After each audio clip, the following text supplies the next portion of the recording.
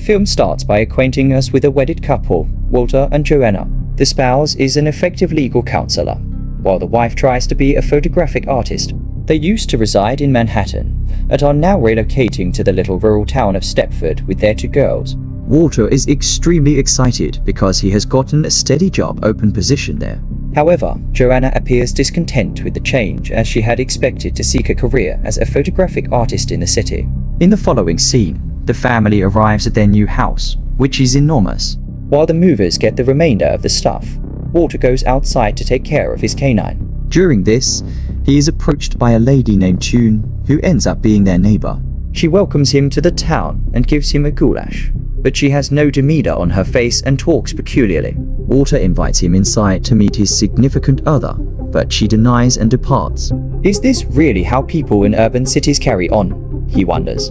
The following day, Walter leaves for work, and the children are at school. Joanna explores the region and notices Diddy outside pruning the trees. She decides to approach her and thank her for the goulash, but moments later, she sees him's better half, Ted, approaching her from behind and essentially grabbing her. He then examines her by opening the top of her shirt and peering down. "Mass pumpkins there, darling," he says. This makes Joanna entirely uncomfortable, and she quietly leaves. At night, Walter and Joanna have a discussion about their day while tidying up the kitchen. She tells him what she found in the early evening and how odd it was that the man openly approached his better half and just grabbed her boobs. However, Walter doesn't believe it's a big deal since it's her better half. Following this, he informs her that he wishes to join a town's affiliation that is only for men. He mentions that this group includes all the town's significant men, such as cuts, specialists, legal advisors, and finance managers. Joanna gets angry after hearing this and blames him for being selfish and making decisions on his own. She reminds him of how he decided to move here and started searching for houses even before telling her. Joanna realizes that he is talking about this men's affiliation because he is already a part of it. Walter tries to convince her that it's not true, but she becomes upset and withdraws to her room. The following day, Joanna is approached by a lady named Bobby, who has also recently moved to the town. She has an extremely friendly and energetic personality. She and Bobby quickly bond, and the latter reveals that her better half is also a member of the men's affiliation. They then discuss how boring the town and its occupants are. They also find it odd that every house in this town is unblemished, yet there are no servants except for both of them. All other wives seem to lack side interests and are simply centered around housework. At night, Walter invites several individuals from the men's club and shows them around the house. Meanwhile, Joanna is working in the kitchen when a man named Diz approaches her. He mentions that he enjoys watching ladies perform domestic tasks. "If this were the 2020s, you'd be dusting of my PS5, he jokes. They introduce themselves, and Joanna asks why he is called Diz. He claims it is because he used to work at Disneyland, but she doesn't get it. Following this, the men gather in the lounge to begin planning events for their affiliation. They let Joanna sit in, but when she proposes some suggestions, they mostly ignore her. Throughout the gathering, an elderly man continues to observe her and sketch her. When he shows Joanna the finished sketch, she is impressed by his talent. She even gets more excited when she finds out that the man is a famous craftsman whose work she has long admired. After everyone leaves, Walter comments that the board members are great. However, Joanna believes that aside from the specialists, most of them are boring. She found Diz particularly irritating because of his strange propensities. Walter responds by saying that Diz has a PhD in business and runs an extravagant corporation, but Joanna is still unimpressed and states that she could never enjoy a single moment in a room with these nitwits in New York. Days later, Diz sets up a massive party for everyone around. Joanna feels uncomfortable, so she stays with Bobby. All of a sudden, him begins to exhibit unusual behavior. At first, she insists on getting Joanna and Bobby a drink since they don't have one, but then she walks off. Later, while she is eating, she approaches several people, saying that she will die if she doesn't get the recipe. When Ted sees this, he becomes concerned and approaches his significant other. He chides her for drinking too much. "It's not like they're forcing these on you, honey," and removes her from the party. The next day, him approaches Joanna and Bobby to apologize for what happened at the party. She explains that since they are new, she didn't want to give a negative impression of the town. She also admits that the only reason she and Ted moved to Stepford was that she tended to drink too much. Hearing this, the two ladies are confused as it wasn't necessary to apologize. They begin to think that the men probably provoked Song to apologize. Later, Joanna and Bobby discuss how the women around are too shy and domestic. They decide to form their own women's association to help them become more confident and friendly. Over the next few days, they meet with other women around and try to convince them to join their club. However, everyone rejects the invitation, saying they need to care for their children and manage their homes. After wandering around town, they finally meet a lady named Charmaine, who is friendly like them. It turns out she just moved here a few months ago. Charmaine reveals that she used to play tennis with other ladies when she first arrived here, but they eventually stopped coming, and she doesn't know why. Charmaine then expresses interest in attending gatherings with Bobby and Joanna if they form a club. One night, something odd happens when one of the men from the men's council visits Joanna.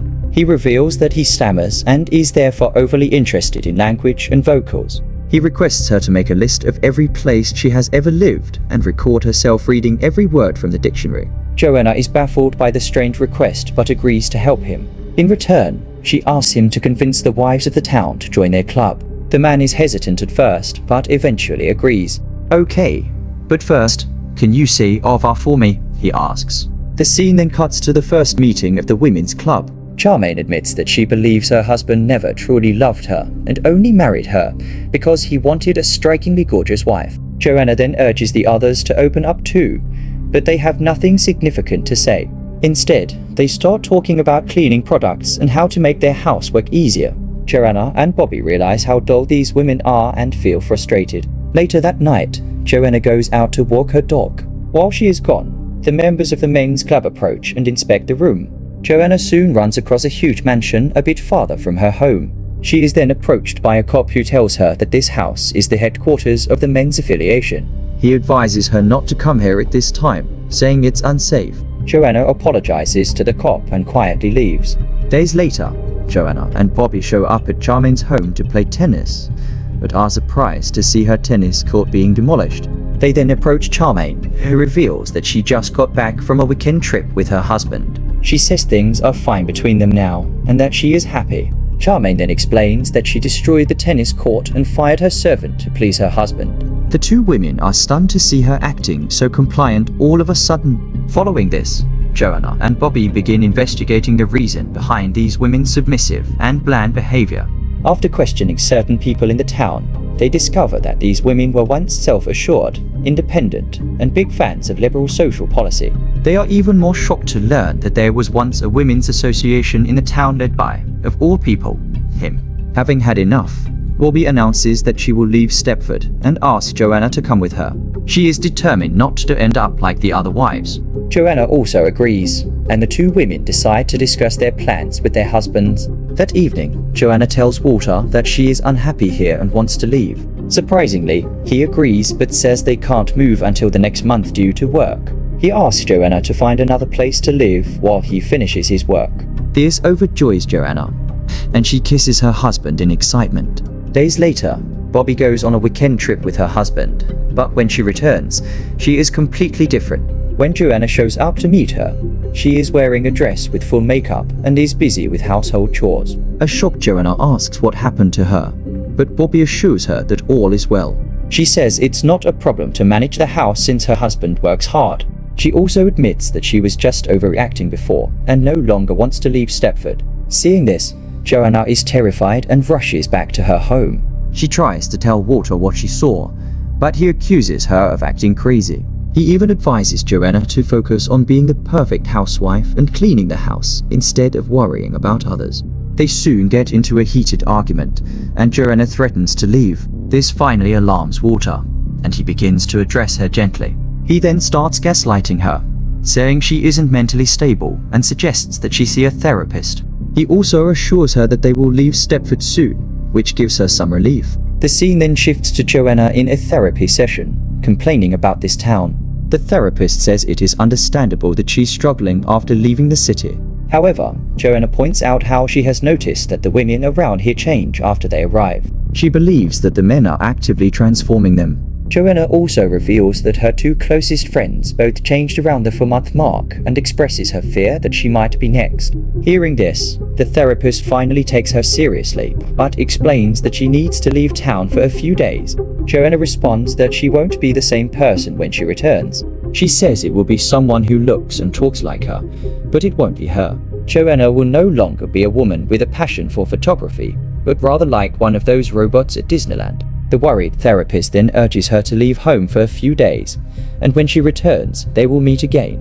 After arriving home, Joanna tries to find her children to take them with her.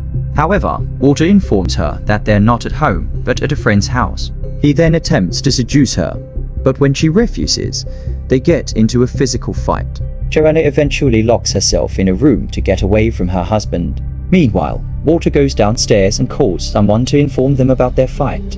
While he is distracted, Joanna escapes and heads to Bobby's home, hoping her children will be there. Upon her arrival, Bobby assures her that her children aren't there and offers her coffee. Joanna demands to know why she has suddenly changed, but Bobby continues to deny it. Frustrated, Joanna takes a knife and makes a small cut on Bobby's finger, which bleeds. She then stabs Bobby in the stomach, but nothing happens to her. Instead, she starts malfunctioning and repeatedly says, "Andrew Tate is right. Andrew Tate is right."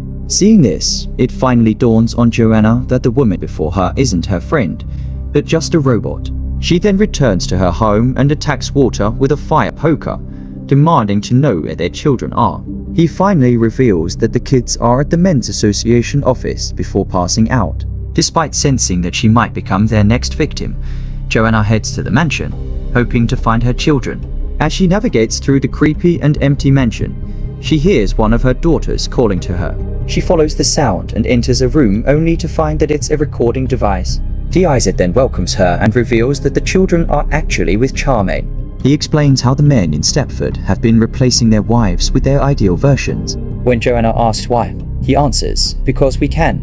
Hearing this, she becomes frightened and runs off while screaming. Joanna eventually stumbles upon a room where she is horrified to find a partially completed robot that looks exactly like her. She is sickened as dark, empty eyes stare back at her. At this point, EIZ appears and watches the scene with amusement. The robot then smiles at Joanna and calmly approaches her with a stocking, presumably to strangle her. In the final scene, we see the mechanical Joanna casually walking through the local grocery store, surrounded by the other perfectly dressed wives. As the women pass each other, they exchange greetings with no emotion in their voices. The film ends with a smiling Walter picking up his mechanical wife in his car, with their children in the back seat.